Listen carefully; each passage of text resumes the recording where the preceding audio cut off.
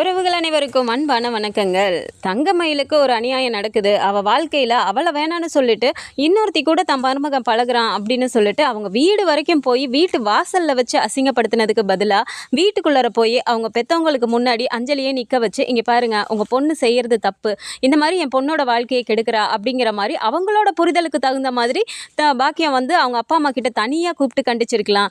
இந்த அளவுக்கு வெளியில் நிற்க வச்சு அசிங்கப்படுத்தியிருக்க வேணாம் அப்படின்னு நீங்கள் நினச்சிங்கன்னா மறக்காமல் இந்த வீடியோக்கு ஒரு லைக்கை மட்டும் கொடுத்துருங்க.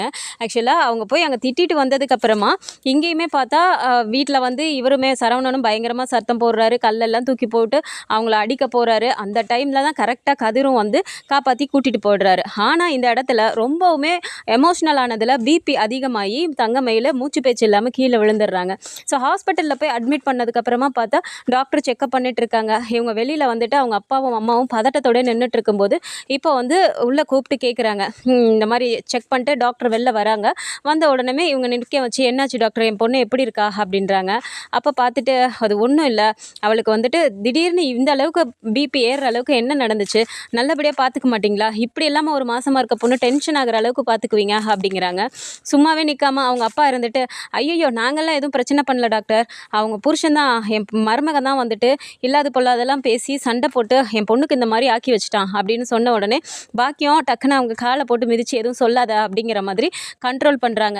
இருந்தாலும் டாக்டர் பார்த்துட்டு, அதெல்லாம் சரிங்க, யாராக இருந்தாலும் இந்த டைமில் கொஞ்சம் கவனமாக பார்த்துக்க வேண்டியது நல்லது, இவ்வளோலாம் பிபி ஏறக்கூடாது வயிற்றில் குழந்தை இருக்கும்போது அப்படின்னு சொல்கிறாங்க. சரிங்க டாக்டர், அப்போ கூட்டிகிட்டு போகலாமா அப்படின்றாங்க. இல்லை ரொம்ப வீக்காக இருக்காங்க, அதனால் ட்ரிப்ஸ் எல்லாம் போடணும், ஒரு நாள் இங்கே இருக்கட்டும், நாளைக்கு நான் டிஸ்சார்ஜ் பண்ணுறேன் அப்படின்னு சொல்லிட்டு டாக்டர் போயிடுறாங்க. இப்போது அவங்க அப்பா நீ ஒரு நிமிஷம் பார்த்துக்கையா, நான் அந்த உடனே வந்துடுறேன் அப்படிங்கிறாங்க. ஏயா பாக்கியம் எங்கே போகிற அப்படிங்கிறாங்க. எனக்கு ஒரு முக்கியமான வேலை இருக்குது, நான் வந்துடுறேன் அப்படின்னு சொல்லிட்டு அங்கேருந்து கிளம்பிடுறாங்க. இப்போ வீட்டுக்கு பாண்டி நேராக இங்கே வராரு. ஸோ கடையிலே ஏற்கனவே சரவணனை சத்தம் போட்டுடுறாரு. இந்த மாதிரி கல் எடுத்து தூக்கி போட்டு அடிக்க போனது அந்த விஷயம்லாம் சொல்லாமல் அங்கே போய் திட்டிகிட்டு இருந்தான் அண்ணன் அப்படின்னு மட்டும் கதிர் சொல்கிறதுனால பாண்டியனும் சத்தம் போடுறாரு. என்னடா அந்த பிள்ளை மாசமாக இருக்க நேரத்தில் இப்படி இல்லாமடா போய் பிரச்சனை பண்ணிட்டு வருவேன், ஏன்டா டே நீ பிரச்சனை பண்ணாமல் இருக்க மாட்டியாடா, ஏன்டா இப்படி பண்ணுற அப்படிங்கிறாங்க. பா ஏன் இடத்துல இருந்து பார்த்தா தான்ப்பா தெரியும், தேவையில்லாமல் என்னை போட்டு நோண்டிக்கிட்டு தேவையில்லாமல் அவங்க வீட்டிலலாம் போய் அசிங்கப்படுத்தி தேவையாப்பா இது, அவளே பாவம் எப்படி வீட்டில் இருக்கா டைவர்ஸ் பண்ணிவிட்டு அவளை போய் இப்படி கஷ்டப்படுத்துகிறாங்களே அப்படின்னு சொல்லிட்டு ரொம்ப எமோஷ்னலாக பேசும்போது, இங்கே பாருடா லே நீ வீட்டுக்கு போடா, வீட்டுக்கு போயிட்டு ரெஸ்ட் எடுத்துகிட்டு நாளைக்கு கூட கடைக்கு வா, நீ இதே டென்ஷனோடலாம் கடையிலலாம் இருக்க வேணாம், நீ போ முதல்ல வீட்டுக்கு அப்படிங்கிறாரு. பாப்பா இல்லை நான் கடையில் இருக்கேன், எனக்கு ஒன்றும் பிரச்சனை இல்லை அப்படிங்கிறாங்க. உடனே கதிரும் பார்த்துட்டு, அப்பா நான் தான் இருக்கேன்ல பார்த்துக்கிறேன், நீங்கள் போய் சாப்பிட்டுட்டு வாங்கப்பா அப்படின்னு இப்போ பாண்டியனை அனுப்பி வச்சிடுறாங்க. ஸோ வீட்டுக்கு வந்த பாண்டியன் கோமதி கிட்ட நடந்த எல்லா விஷயத்தையும் சொல்லும்போது அவங்களுக்கே ஒரு மாதிரி ஆகுது. என்னங்க இவன் இப்படி இருக்கான், ஏங்க அப்படி பிரச்சனை பண்ணிகிட்டே இருக்கான் அப்படின்றாங்க. சரி அந்த அம்மாவும் தப்பாக புரிஞ்சுக்கிட்டு போய் அங்கே பேசுச்சின்னு வச்சுக்கலாம், அதுக்காக இவன் வீட்டுக்கே போய் பிரச்சனை பண்ணுவானா, ஏன் தான் இப்படி இருக்கான்னு தெரியல அப்படின்னு சொல்லிட்டு இருக்காங்க. ஏங்க இவன் திருந்தவே மாட்டானா, அந்த பொண்ணு கூட பேசாதடா பழகாதடா நம்மளும் எத்தனை வாட்டி சொல்கிறோம், இப்போ அந்த பொண்ணை போய் அவன் பார்த்து பேசுனதுனால தானே அந்த அம்மா போய் அங்கே சத்தம் போட்டிருக்காங்க, என்னங்க இவனும் இப்படி பண்ணிட்டு இருக்கான் அப்படின்னு சொல்லிட்டு பேசிகிட்டு இருக்காங்க. இப்போது சரிங்க அவன் எங்கே அப்படின்னு சொல்லும்போது, எங்கே கோமதி நான் வீட்டுக்கு போடான்னு சொன்னேன், அவன் போக மாட்டேன்னு சொல்லிட்டான், அதனால தான் கதிர் என்ன அனுப்பி விட்டான் அப்படின்றாங்க. இப்போ பேசிகிட்டு இருக்கும்போதே இப்போ கோமதி என்ன சொல்கிறாங்க, ஏங்க சும்மாவே தங்கமயிலோட அம்மா ஒரே ஆட்டமாக ஆடும், இப்போது அவளுக்கு ஏதாவது ஆச்சு அப்படின்னா போலீஸ் கேஸ் ஏதாவது கொடுத்துருங்க அப்படின்னு சொல்லிட்டு இப்போ பேசிகிட்டு இருக்கிறாங்க. ஸோ இப்படி பேசிகிட்டு இருக்கும்போதே பார்த்தா கரெக்டாக பாண்டி பார்க்குறாரு, வாசல்லே அவங்க நிற்கிறாங்க. அதை பார்த்தோன்னே கோமதி அங்கே பாரு அப்படின்னோடனே இப்போ பாக்கியம் வேக வேகமாக உள்ளே வராங்க. வந்த உடனே வாங்க இப்போ தான் இவர் நடந்த விஷயத்தை எல்லாத்தையும் சொன்னார் அப்படின்னோடனே, சும்மா நிறுத்துங்க நீங்கள் அப்படின்னு வேகமாக கத்துறாங்க. கோமதியே ஒரு நிமிஷம் அப்படியே பயந்துடுறாங்க. என்னங்க நினச்சிக்கிட்டு இருக்கிறான் உங்கள் பையன், என் பொண்ணு வாழ்க்கையை இப்படி இது பண்ணிட்டது இல்லாமல் வயிற்றில் பிள்ளையோடு இருக்கிறவளை வேணான்னு சொல்லிட்டு அனுப்பி விட்டுட்டாரு, அதோடு இருக்கிறது இல்லாமல் இன்னொருத்தி கூட சேர்ந்து கூத்தடிச்சிட்டு இருக்கிறத பார்த்துட்டு நான் சும்மா இருக்கணுமா அப்படிங்கிறாங்க. இங்கே பாருங்க வாய்க்கு வந்ததெல்லாம் பேசாதீங்க அப்படிங்கிறாங்க. சும்மா நிறுத்துங்கம்மா, என்னத்தை வாய்க்கு வந்ததெல்லாம் பேசிட்டேன், என் பொண்ணை தான் வேணான்னு விரட்டி விட்டாரு, இப்போ அந்த புள்ள கூட சேர்ந்து அங்கே நின்று பார்த்து பேசுகிறதும் இங்கே நின்று பார்த்து பேசுகிறதும் இதெல்லாம் பார்த்துட்டு நானும் எத்தனை வாட்டி தான் அமைதியாக இருக்குது, உங்ககிட்ட நியாயம் கேட்டேன், நீங்களும் ஒன்றும் அதுக்கு பதில் சொல்லலை, அதனால தான் நான் நேராக போய் அவங்க வீட்டில் கேட்டதுக்கு அவளை நான் 2 வார்த்தை கேட்டுட்டேனா, அதனால என் வீட்டுக்கு அசிங்கமாக பேசுகிறாங்க, அது இல்லாமல் என்ன கல்லை தூக்கி போட்டு உங்கள் பையன் கொல்ல வந்துட்டான் அப்படின்னோடனே 2 பேருக்குமே அப்படியே ரொம்ப ஷாக் ஆகுது. என்னது கல் எடுத்து போட்டு வந்துட்டானா அப்படிங்கிறாங்க. ஆமாங்க, உங்கள் சின்ன பையன் கதிர் மட்டும் அந்த நேரத்துக்கு வரலன்னு வச்சுக்கோங்க, என் நிலைமை என்ன ஆயிருக்குன்னே தெரியல. சரிங்க என்னைய விடுங்க. ஆனால் அவன் என்னங்க பண்ணா, வயித்துல புள்ளையோட இருக்காளே அவளையும் வாய்க்கு வந்த மாதிரி அசிங்க அசிங்கமாலாம் அவளை பற்றி அந்த மாதிரியெல்லாம் பேசுகிறான். என்னங்க மனுஷன் அவன். சரி, ஒரு மனுஷனுக்கு பொண்டாட்டி மேலே தான் விருப்பம் இல்லாமல் இருக்கலாம், அவள் வயித்துல இருக்கிறது அவனோட குழந்தை தானே, அந்த குழந்தைக்காவையாவது அவன் மனசில் ஈவு இறக்கம் இருக்காது. எப்படியெல்லாம் பேசினான் தெரியுமா? இப்போ என் பொண்ணு சாவ கிடக்குறா, என் பொண்ணுக்கு மட்டும் ஏதாவது ஆச்சு உங்கள் யாரையும் நான் சும்மா விட மாட்டேன் அப்படின்னோடனே ரொம்பவுமே அவங்களுக்கு ஷாக் ஆகுது. என்னது, தங்கமயிலுக்கு என்னாச்சு, எங்கே இருக்காவ அப்படிங்கிறாங்க. எங்கே இருக்காளா, அவள் சாவ பழக்க கிடக்குறாங்க, ஆஸ்பத்திரியில் சேர்த்துட்டு தான் இப்போ நான் வந்திருக்கேன் அப்படின்னு சொல்லிட்டு இப்படியே பேசும்போது, எந்த ஆஸ்பத்திரியில் சேர்த்துருக்கீங்க அப்படிங்கிறாங்க. எதுக்கு இப்போ நீங்கள் அதெல்லாம் கேட்குறீங்க, அந்த ஆஸ்பத்திரிக்கே போய் அவகிட்ட சண்டை போடுறதுக்கா அப்படின்னு சொன்ன உடனே பாண்டியன் பார்த்துட்டு, ஏம்மா என்னம்மா நீங்கள் பேசுகிறீங்க, அந்த பொண்ணு என்ன நல்லா வாழக்கூடாது, அது சண்டை போடுறதுக்கு நாங்கள் உட்காந்துட்ருக்கோம் அப்படிங்கிறாங்க.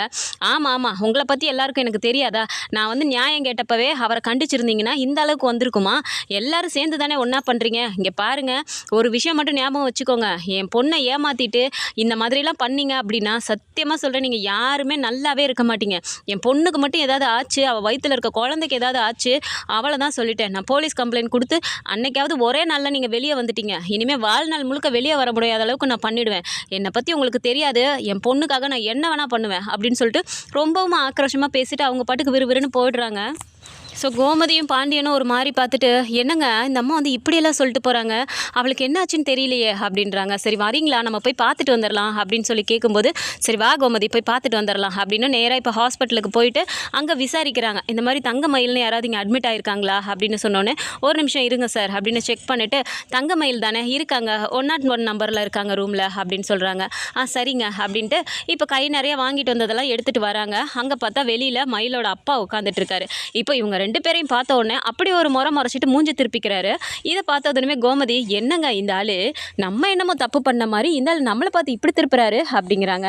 அந்த ஆளை பற்றிலாம் எதுக்கு கோமதி நீ நினச்சிட்டு இருக்க, நீ வா போய் நம்ம மயிலை பார்க்கலாம் அப்படின்ட்டு நேராக வந்து ரூமுக்குள்ளே போகிறாங்க. அங்கே போனால் இப்போ மயில் படுத்திருக்காங்க, அவங்க அம்மா கூட உட்காந்துட்டு இருக்கும்போது இவங்கள பார்த்த உடனே மயில் எழுந்து உட்காந்துடுறாங்க. இப்போ அவங்க அப்படியே பார்த்துட்டு, பாருங்க என் பொண்ணு என்ன நிலமையில கிடக்குறான்னு நீங்களே பாருங்க அப்படிங்கிறாங்க. இப்போ பார்த்துட்டு, என்னம்மா எப்படிமா இருக்க அப்படிங்கிறாங்க.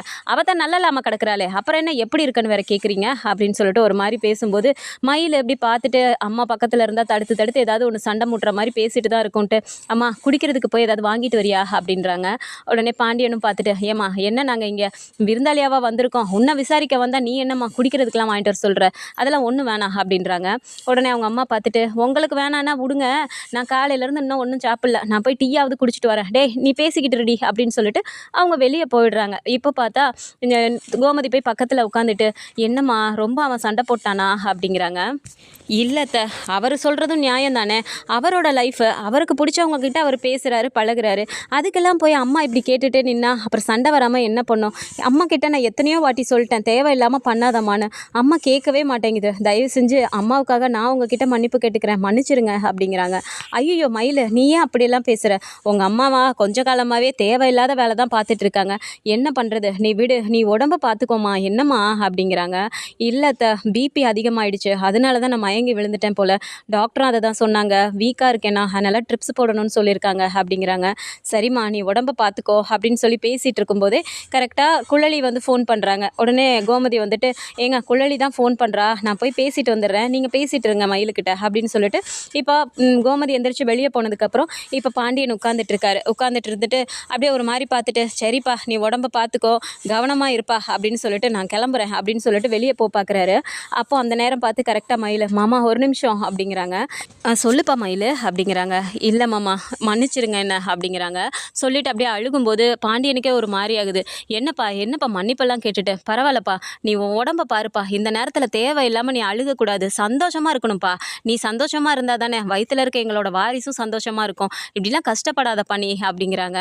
இல்லை மாமா எல்லாமே நாங்கள் பண்ணது தப்பு தானே, எங்கள் மேலே இருக்க தப்பை மறைக்கிறதுக்காக அம்மா ஒவ்வொன்றும் பண்ணுச்சு. என் மேலே தப்புன்னு தெரிஞ்சு தான் நானும் அமைதியாக இருந்தேன். ஆனால் அந்த தப்பை மறைக்கிறதுக்காக அடுத்து ஒரு பொய் அடுத்து ஒரு பொய்ன்னு சொல்லி என் வாழ்க்கையவே இப்படி ஆக்கிட்டாங்க.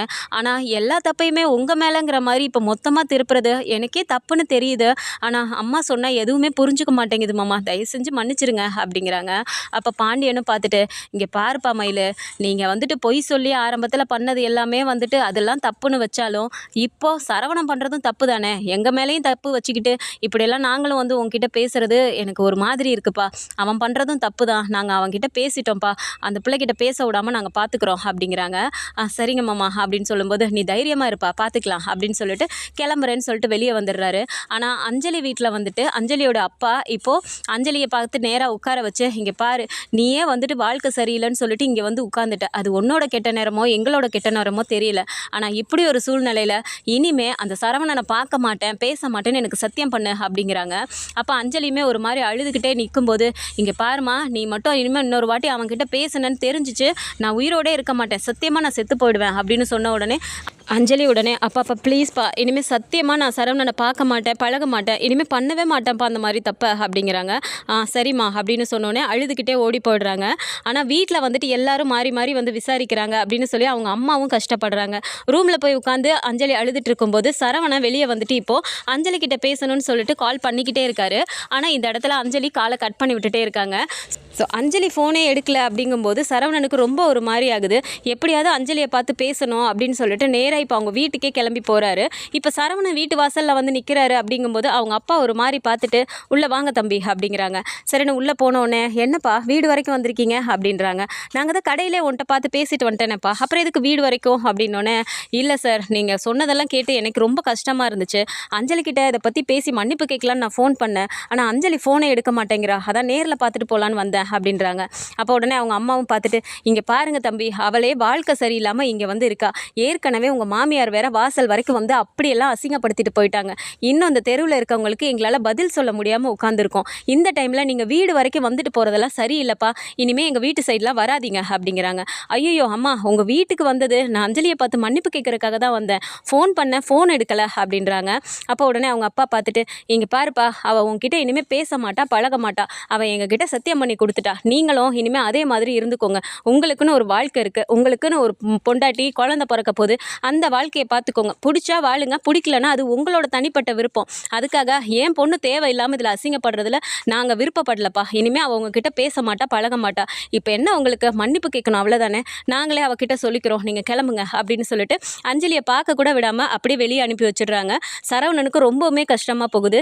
இப்படி போய் அவங்க அம்மா பண்ணதுனால தானே இப்போ வந்துட்டு அஞ்சலியை பேசக்கூட விடாமல் பார்க்க கூட விடாமல் பண்ணிட்டாங்க அப்படிங்கிற மாதிரி ஒரு கோவத்திலே இருக்காரு. ஸோ இந்த கோவம் இன்னும் அவங்க மேலே அதிகமாக தான் போகுது. இந்த மாதிரியான கதைக்களம் வந்தால் நல்லா இருக்கும்னு நினச்சிங்கன்னா மறக்காமல் நம்மளோட சேனலை சப்ஸ்கிரைப் பண்ணிக்கோங்க. அண்ட் வீடியோ பிடிச்சிருக்கு அப்படின்னா சின்னதை லைக்கை மட்டும் கொடுத்துருங்க. தேங்க்ஸ் ஃபார் வாட்சிங்.